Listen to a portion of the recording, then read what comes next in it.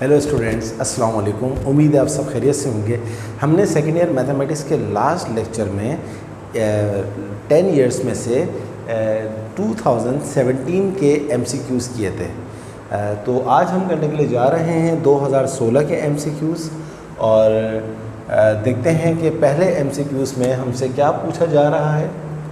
MCQ number 1 solution start कर रहे हैं। The centre of ellipse x square upon 25 plus y square upon 9 is equal to 1। Student, अगर ellipse की equation में x के साथ कोई चीज़ नहीं लिखी हुई, y के साथ कोई चीज़ नहीं लिखी हुई, तो ऑब्वियसली इसका जो सेंटर होता है वो होता है 0 0। डिटेल में पढ़ना चाहते हैं प्ले लिस्ट में जाइए, एक्सरसाइज 8.2 देखिए, वहाँ पर आपको डिटेल मिल जाएगी। लेकिन MCQs के लिए इतना काफ़ी है कि अगर एलिप्स की इक्वेशन के अंदर x के साथ कुछ नहीं लिखा हुआ, y के साथ कुछ नहीं लिखा हुआ, तो इसका मतलब है कि सेंटर क्या है 0 0। तो आपके 2016 के जो ऑप्शन हैं उसमें पहला ऑप्शन क्या है, 5 0 गलत है, दूसरा ऑप्शन 3 5 गलत है, तीसरा ऑप्शन 0 0 बिल्कुल सही है। तो 0 0 इज़ द करेक्ट ऑप्शन। सही है जनाब। अब हम करते हैं MCQ number 2। If E is equal to 2 then the conic is, कहता है अगर इसेंट्रिसिटी 2 हो तो कॉनिक का नाम क्या होगा? कॉनिक का नाम होगा हाइपरबोला। क्या नाम होगा इसका? हाइपरबोला। यही करेक्ट आंसर है। क्यों? क्योंकि इसेंट्रिसिटी अगर 1 से बड़ी हो तो याद रखिएगा ऐसे कॉनिक हाइपरबोला होता है। इसेंट्रिसिटी अगर 1 से छोटी हो तो वो पैराबोला होता है, 1 हो तो वो एलिप्स होता है। तो क्योंकि 2 जो होता है वो 1 से बड़ा है तो लिहाजा ये क्या बन जाएगा? हाइपरबोला बन जाएगा। चलिए अब हम करते हैं MCQ नंबर 3। हम देखते हैं कि MCQ नंबर 3 में हमसे क्या पूछा जा रहा है।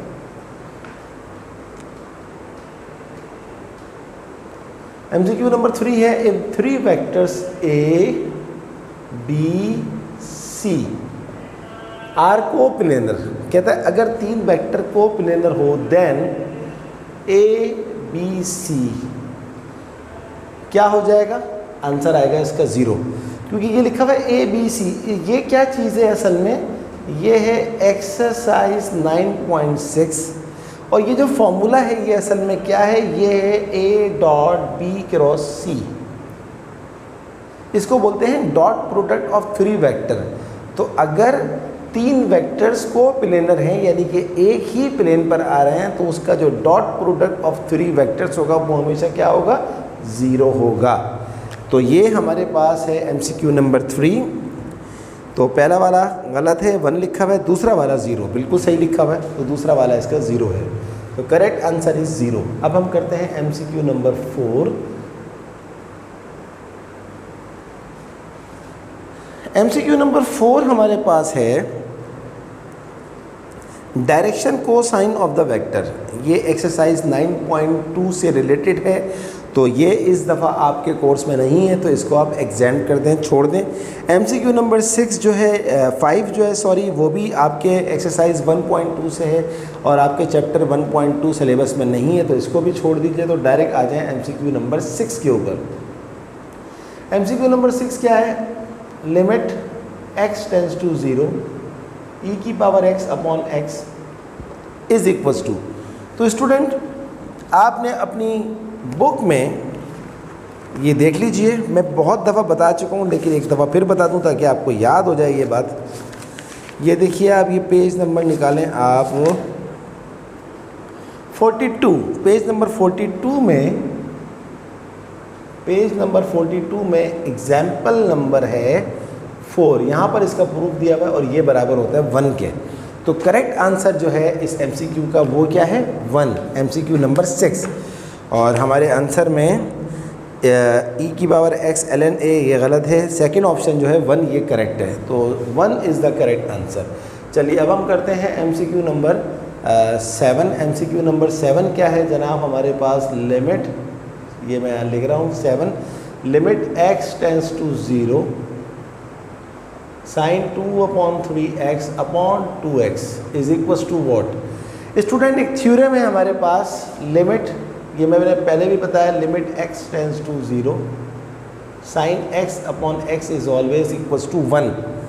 तो इसकी लॉजिक ये है कि लिमिट अप्रोच कर रही हो 0 की तरफ और साइन के साथ जो भी चीज़ लिखी हुई है वही चीज़ अपॉन में लिखी हुई हो। तो साइन के साथ x लिखा हुआ है, अपॉन में भी x है। अब हमारे सवाल में यहाँ पर साइन के साथ लिखा हुआ है 2/3x, जबकि यहाँ पर लिखा हुआ है x 2x। तो इसको 2/3 बनाने के लिए हमें 3 से नीचे लाना पड़ेगा। अलजेब्रा का उसूल क्या है कि जो चीज़ डिवाइड करो उस चीज़ को मल्टीप्लाई भी करो। तो अब आप गौर से देखें, limit x tends to 0 sine 2x 2/3x upon 2/3x क्या हो जाएगा 1, और अपॉन में जो लिखा हुआ है 3, ये 3 ऐसे ही रहेगा। तो इसका आंसर आ जाएगा 1/3। तो करेक्ट ऑप्शन कहाँ लिखा हुआ है इसका? पहला ऑप्शन है इसका 1 गलत लिखा हुआ है, दूसरा ऑप्शन 3/2 गलत है, तीसरा ऑप्शन 2/3 गलत है, चौथा ऑप्शन 1/3 एग्जैक्टली 1/3 यस बिल्कुल सही लिखा हुआ है। चलिए अब हम करते हैं MCQ नंबर 7। क्या है जनाब MCQ नंबर 7? बल्कि 7 ही हमने किया था, अब हम करेंगे 8। हमारे पास क्या है? The slope of straight line which bisect the first and third quadrant. देखिए आपके पास 4 क्वाड्रेंट होते हैं। ये होता है आपके पास फर्स्ट, ये होता है सेकंड, ये होता है थर्ड, ये होता है फोर्थ। अब वो कह रहा है कि लाइन क्या कर रही है? वो लाइन काट रही है पहले और तीसरे क्वाड्रेंट को, यानी कि वो लाइन ऐसी है पहले और तीसरे क्वाड्रेंट को। जब ये लाइन इस तरह काट रही है तो ये एंगल ऑब्वियसली क्या बनेगा? इसका इंक्लिनेशन 45 डिग्री। तो अगर आपके पास एंगल दिया हुआ हो तो फॉर्मूला क्या होता है स्लोप का? m = 10 alpha. अल्फ़ा यहाँ पर क्या है? 45, और 10 45 अपने साइंटिफिक कैलकुलेटर में देखेंगे तो क्या आ जाएगा? आंसर 1। तो करेक्ट आंसर है जनाब 8 का 1। देखते हैं 1 का दिया हुआ है, पहला ही ऑप्शन है 1। चलिए अब हम अगला पार्ट करते हैं, देखते हैं अगले पार्ट में हमसे क्या पूछा जा रहा है। 9 part. The area of a triangle whose vertices are 0 0, दूसरा है 2 0, तीसरा है 0 4। अब एरिया ऑफ ट्राइंगल निकालने के लिए आपके पास फॉर्मूला होता है 1/2 x1 यानी कि 0, x2 यानी कि 2, x3 0, y1 है 0, y2 है 0 और y3 है 4, और यहाँ आ जाता है 1 1 1। अब आप इसका डिटर्मिनेंट निकाल लीजिए। 1/2 को बाहर रखें, 0 को रखेंगे यहाँ पर, तो 0 1 जा 0, 4 1 जा 4, फिर -0 आ जाएगा, 2 1 जा 2, 0 1 जा 0, और फिर +1 आ जाएगा, 2 4 जा 8 और 0 0 जा 0। तो ये हो जाएगा हमारे पास 1/2। 0 को किसी भी चीज़ से मल्टीप्लाई करें 0 आ जाता है, -0 को किसी भी चीज़ से मल्टीप्लाई करें 0 आ जाता है। 1 8 जा 8, 8 -0 क्या हो जाएगा? 8, और 8/2 होता है 4, तो 4 हमारा आंसर आ गया। ये क्या है? Part number 9। तो 9 में क्या लिखा हुआ है? 8 square unit, 4 square unit, 2 square unit, 1 square unit. तो 4 square unit is the correct answer. तो ये आपको एरिया ऑफ ट्राइंगल जो कि एक्सरसाइज 3.2 में है वो आपको याद होना चाहिए। चलिए अब हम करते हैं MCQ नंबर 10। 10 में क्या लिखा हुआ है कि if the equation of a straight line 3x - y + 5 is equals to 0, then the point 1 2 lies what? Student ये आपको मैं बता दूं, एक्सरसाइज 3.2 है आपकी, और 3.2 से पहले एक थ्योरम है, ये मैं आपको यहाँ बता देता हूँ ताकि आपको याद रहे। पेज नंबर 123 के ऊपर देखिए, अगर आपका आंसर, अब यहाँ पर सबसे पहले आपने देखना होगा general equation of straight line. General equation of straight line क्या होती है? ax + by + c = 0। अच्छा, अगर आपके पास b जो है वो <0 हो, <0 का मतलब होता है नेगेटिव। तो b किसको बोलते हैं? जो y के साथ में लिखा हुआ है। यहाँ पर y के साथ में क्या लिखा हुआ है? -1, और -1 है 0। तो अब जब आप इसको सेटिस्फाई करवाएंगे इसके साथ, यानी कि x की जगह पर रखेंगे 1 और y की जगह पर रखेंगे 2, और ये लिखा हुआ है 5, 3 1 जा 3, -2 + 5, 5 और 3 8, 8 में से 5 और 3 8, 8 में से 2 गए हमारे पास 6, और 6 है तो ग्रेटर देन 0, लेकिन क्योंकि लाइन क्या है आपके पास, b जो है वो <0 है, तो अगर b <0 हो और आंसर जो आ रहा है वो पॉजिटिव आ रहा है, तो ऐसी सूरत में आपका जो ऑप्शन होगा वो होगा बिलो द लाइन। क्या होगा? Below the line. लेकिन अगर b ग्रेटर देन 0 होता और आपका आंसर पॉजिटिव आता तो फिर ये क्या होता? अबव द लाइन होता। तो इस बात का ख्याल रखें, आपको b को फोकस करना होगा। और जब मैं एक्सरसाइज 3.2 करा रहा था तो मैंने ये पूरा थ्योरम आपको करवाया था। तो करेक्ट ऑप्शन कहाँ लिखा हुआ है इसका? अबव द लाइन गलत है, बिलो द लाइन बिल्कुल सही है। सो second option is the correct answer. तो इस बात को आपने याद रखना है अच्छी तरह से कि बी को फोकस करना है कि बी पॉजिटिव है या बी नेगेटिव है। ये बहुत अच्छा एमसीक्यूज़ था, बहुत सारे बच्चों ने ये गलत कर दिया होगा, लेकिन इंशाल्लाह आप लोग सारे बच्चे सही करेंगे। इसके बाद जो एमसीक्यू नंबर 11 है वो एक्सरसाइज 3.3 का है, वो हमारे कोर्स में नहीं है, उसको मैंने छोड़ दिया है। अब हम जा रहे हैं एमसीक्यू नंबर 12 करने के लिए। The point of concurrency of the medians of a triangle is called, ये 2017 में भी आ चुका है, इसको बोलते हैं सेंट्रॉइड ऑफ अ ट्राइंगल। जहाँ पर तीनों मीडियंस ट्राइंगल के मिल रहे होते हैं उस पॉइंट को बोलते हैं सेंट्रॉइड ऑफ अ ट्राइंगल। तो ये मैं पहले भी बता चुका हूँ और ये आपकी एक्सरसाइज जो है वो 2.2 से पहले आपको ये कॉन्सेप्ट नज़र आ जाएगा। तो इसका जवाब क्या लिखा हुआ है? इन सेंटर, ये गलत है, सेंट्रॉइड दूसरा ऑप्शन बिल्कुल सही है। तो ये आपका आंसर आ गया। चलें अब हम करते हैं नंबर 13। नंबर 13 कहाँ है जनाब? ये लिखा हुआ है आपके सामने, d/dx ln e की पावर x। देखें ये बात आपको पता होनी चाहिए कि ln और e एक दूसरे को ख़त्म कर देते हैं। तो सिंपल हमारे पास क्या रह गया? d/dx ऑफ x, और x का डेरिवेटिव क्या होता है? 1। सो इसका आंसर आ गया 1। सॉरी, ये x स्क्वायर है, आई एम सॉरी, ये x स्क्वायर है और x स्क्वायर का डेरिवेटिव होता है 2x। तो बस थोड़ी लिखने में गलती हो गई। तो इसका ऑप्शन देखें, x स्क्वायर ये गलत है, सेकेंड ऑप्शन 2x 100% करेक्ट। चलिए अब हम करते हैं एमसीक्यू नंबर 14, देखते हैं कि 14 में हमसे क्या पूछा जा रहा है। What is MCQ number 14? MCQ number 14 जो है, एमसीक्यू नंबर 14 जो है वो है डिफरेंशियल इक्वेशन, एक्सरसाइज 6.11 से रिलेटेड। और एक्सरसाइज 6.11 हमारे कोर्स में नहीं है, तो इसलिए ये मैं आपको नहीं करवा रहा।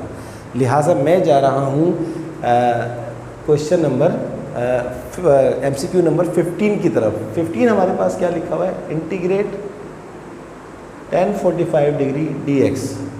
तो इंटीग्रेट tan 45 डिग्री अगर आप अपने साइंटिफिक कैलकुलेटर में निकालेंगे तो 1 आ जाएगा, 1 dx, और d और इंटीग्रेट कैंसिल हो जाता है, तो आंसर सिंपल आ जाएगा x + c। तो ये सिर्फ घुमा फिरा के दिया हुआ है, लेकिन आपने घूमना नहीं है, आप घूम गए तो फिर फ़ायदा क्या होगा। तो इसका आंसर क्या आ रहा है? x + c, बिल्कुल सही आ रहा है। अब हम जा रहे हैं अपने एमसीक्यू नंबर 16 की तरफ। एमसीक्यू नंबर 16 है इंटीग्रेट e की power x sin x + cos x dx। अगर मैं इस एमसीक्यूज़ को सॉल्व करूं तो मुझे लगाना पड़ेगा u × v का फॉर्मूला जो एक्सरसाइज 6.7 में है, बट ये तो बहुत लंबा हो जाएगा। लिहाजा मैं आपको एक चीज़ बता रहा हूँ, हो सकता है आपको ना पता हो, तो नहीं पता तो कोई बात नहीं, अभी एग्ज़ाम में टाइम है, आप इसको याद रख लीजिएगा। ये है पेज नंबर 218। यहाँ पर बाकायदा लिखा हुआ है, it is important to remember the following rule. Rule क्या है? इंटीग्रेट e की पावर ax, और अंदर लिखा हुआ है a fx + f' dx बराबर है e की पावर ax fx + c।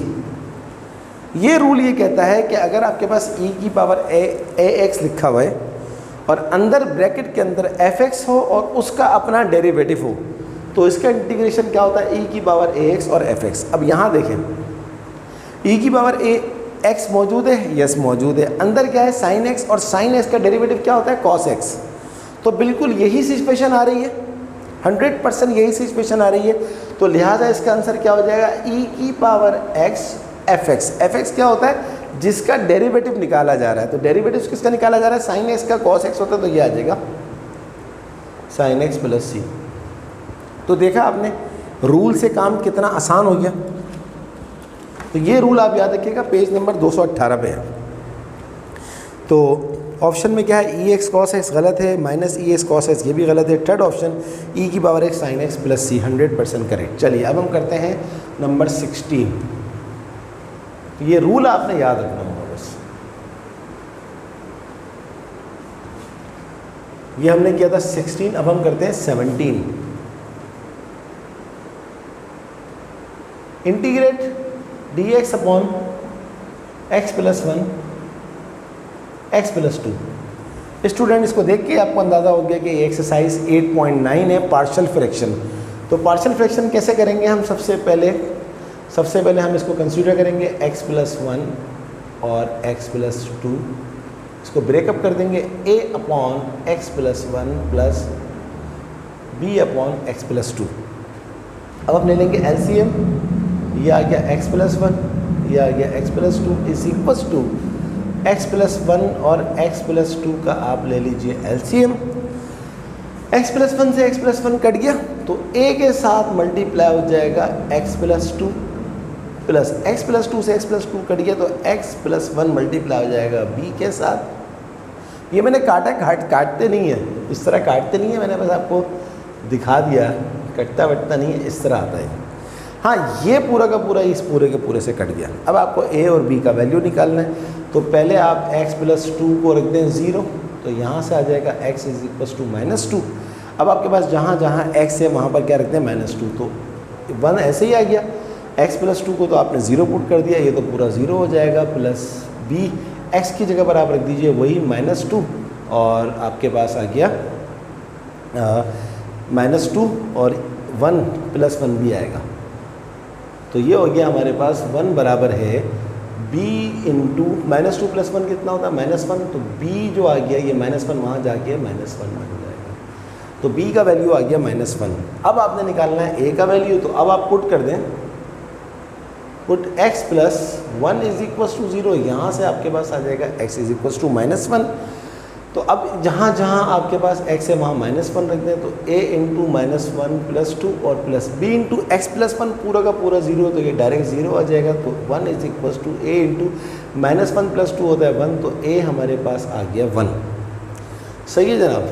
अच्छा, मैं पहले देख लूँ कि क्या आपको सही से नज़र आ जाएगा।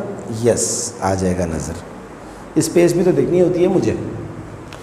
तो अब आपके पास a का भी वैल्यू आ गया, आपके पास b का भी वैल्यू आ गया। अब आप इधर पुट कर दीजिए वापस, इंटीग्रेट a कितना निकाला आपने 1 upon x plus 1 dx plus b आपने कितना निकाला -1 upon x plus 2 dx।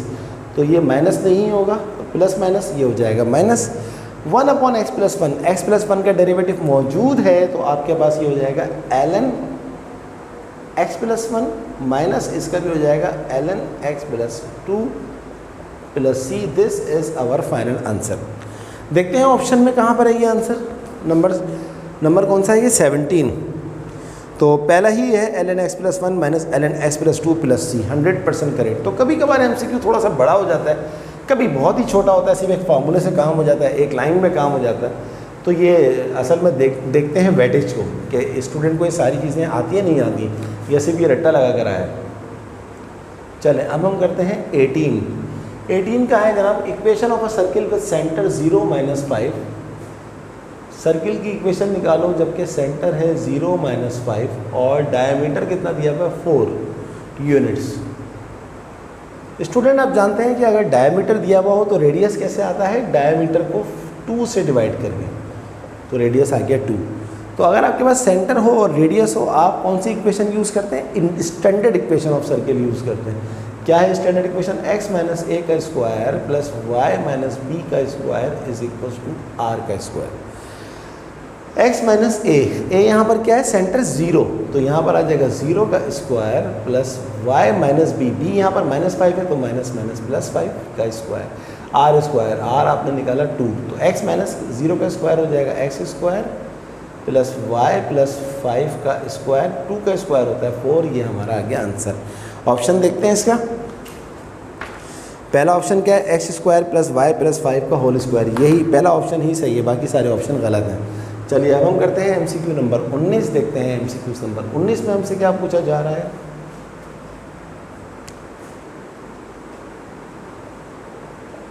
MCQ number 19 क्या है? This circle has its centre y axis. Sorry, मैं लिखना भूल गया एमसीक्यूज पूरा, तो मैं यहाँ लिख देता हूँ। अच्छा नहीं, बिल्कुल सही लिखा है। कह रहा है मैं आपको 4 ऑप्शन दे रहा हूँ, 4 ऑप्शन में आप बताएं कौन सा सर्किल ऐसा है जिसका सेंटर जो है वाई एक्सिस है। स्टूडेंट, जिस सर्किल का सेंटर वाई एक्सिस होगा वहाँ पर एक्स का वैल्यू 0 होगा। तो पहला ऑप्शन है x square plus Y square plus 2x plus 3, गलत है क्योंकि x हो ही नहीं सकता, वाई एक्सिस का मतलब है x 0। दूसरा ऑप्शन है हमारे पास X square plus Y square minus 2y minus 3 is equal to 0। Exactly यही होगा क्योंकि यहाँ पर x वाली टर्म नहीं है। तो और तीसरे में भी x वाली टर्म है, चौथे में भी x वाली टर्म है, तो वो गलत हो जाएगा। So second option is the correct answer. अच्छा जी, 20 last MCQs. Parabola x minus the length of the latus rectum of the parabola x minus 1 का square is equal to minus 8y plus 2। तो ये पैराबोला की equation किस type की है? x minus 1, इसको अगर आप गौर से देखें तो ये है x माइनस h का square is equal to 4 minus 4a time y minus k। अब वो क्या बोल रहे हैं? Length of latus rectum. तो आप अगर चाहें तो इसको इस तरह लिख सकते हैं, माइनस 8 को आप लिख दें इस जनरल फॉर्म के अंदर minus 4 multiply by 2 into y minus minus 2। अब ये बिल्कुल एग्जैक्टली उसके जनरल फार्मूले की फॉर्म में आ गई। तो आपके पास जो लेंथ ऑफ लेटेस्ट रेक्टम का फार्मूला होता है वो क्या होता है? 4a।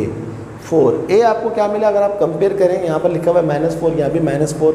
तो -4 के बाद जो चीज़ लिखी हुई होती है वो a होती है और a यहाँ पर 2 है, तो ये आ गया 4 इंटू 2 8। तो 8 इज़ द करेक्ट आंसर। ये था एमसीक्यू नंबर 20। पहला गलत है 2, दूसरा गलत है 4, तीसरा गलत है 6, चौथा सही है 8 यूनिट्स। तो स्टूडेंट, ये हमारी आज की क्लास थी जिसमें हमने 2016 के एमसीक्यूज़ ख़त्म कर लिए और अब हम जाएंगे 2015 और 2014 की तरफ। आज की क्लास के लिए इतना काफ़ी है, वो बाकी हम अगले लेक्चर में करेंगे। तब तक के लिए आप इन एमसीक्यूज़ की खूब प्रैक्टिस करें। मॉडल पेपर के हो चुके हैं, 2019 के हो चुके हैं, 18 के हो चुके हैं, 17 के हो चुके हैं, 16 के हो चुके हैं। अब हम जाएंगे 15 की तरफ। और स्टूडेंट, आप तमाम बच्चों से एक रिक्वेस्ट है कि काइंडली अगर अभी तक आपने मेरे चैनल को सब्सक्राइब नहीं किया तो उसे ज़रूर सब्सक्राइब कीजिएगा। मेरी वीडियोस को लाइक करने के साथ साथ अपने तमाम दोस्तों को शेयर करें और उनसे भी कहें कि मेरे चैनल को ज़रूर सब्सक्राइब करें। तो अगली क्लास तक के लिए अल्लाह हाफिज़।